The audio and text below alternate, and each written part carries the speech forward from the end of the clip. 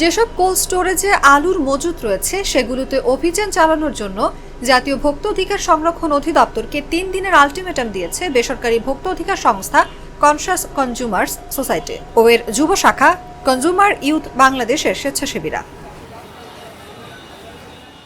আগামী 3 দিনের মধ্যে কোল্ড স্টোরেজে অভিযান চালিয়ে মজুত আলু বাজারে ছেড়ে মূল্য নিয়ন্ত্রণে না আনলে রোববার অধিদপ্তর ঘেরাও করা হবে বলে জানিয়েছেন সিসিএস এর নির্বাহী পরিচালক পলাশ মাহমুদ। মঙ্গলবার সকালে কারওয়ান বাজারে অধিদপ্তরের প্রধান কার্যালয়ে মহাপরিচালক মোহাম্মদ আলিম আখতার খান বরাবর স্মারকলিপি দিয়েছে সিসিএস ও সিওয়াইবি এর সদস্যরা। স্মারকলিপির সঙ্গে দেশের বিভিন্ন জেলায় আলুর মজুত রয়েছে এমন কোল্ড স্টোরেজের বিভাগ ও জেলা ভিত্তিক তালিকা, অধিক মুনাফাখোর মজুতদারদের তালিকা ও কোল্ড স্টোরেজে সংরক্ষিত আলুর তথ্য সরবরাহ করা হয়। এ সময় মহাপরিচালককে মৌখিকভাবে 3 দিনের আলটিমেটাম দেওয়া হয়।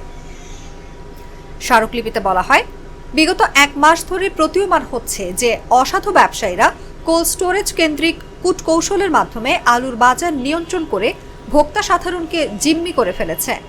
গত ফেব্রুয়ারি মাসের শেষ থেকে মার্চ মাস পর্যন্ত মজুতদাররা আলু সংগ্রহ করে কোল্ড স্টোরেজে রেখেছেন। ওই সময় তাদের আলুর ক্রয় মূল্য কেজি প্রতি ছিল 18 থেকে 20 টাকা। কোল্ড স্টোরেজে রাখার খরচ 60 কেজির বস্তা প্রতি অঞ্চল ভেদে 180 থেকে 340 টাকা। কিন্তু অত্যন্ত দুঃখের ও আশঙ্কার বিষয় হচ্ছে কতিপয় মজুতদার, ব্যাপারী, ফড়িয়া এবং সংশ্লিষ্ট কোল্ড স্টোরেজ ম্যানেজার বা মালিক যোগ সাজসে অস্বাভাবিক ও অযৌক্তিকভাবে মূল্য বাড়িয়ে আড়তদারদের নিয়ন্ত্রণের মাধ্যমে ভোক্তা সাধারণকে জিম্মি করে প্রতি কেজি আলু খুচরা পর্যায়ে 70 থেকে 75 টাকা দরে বিক্রি করা হচ্ছে। এমতাবস্থায় কোল্ড স্টোরেজ পর্যায়ে অবৈধ বিপণন ব্যবসার সঙ্গে জড়িত হিমাগার ম্যানেজার, দলিল ক্রেতা বিক্রেতা, ফড়িয়া বা মধ্যস্বত্বভোগী ব্যাপারীর বিরুদ্ধে মোবাইল কোর্ট বা অভিযান জোরদার করে আলুর মূল্য যৌক্তিক পর্যায়ে আনার অনুরোধ জানানো হয়।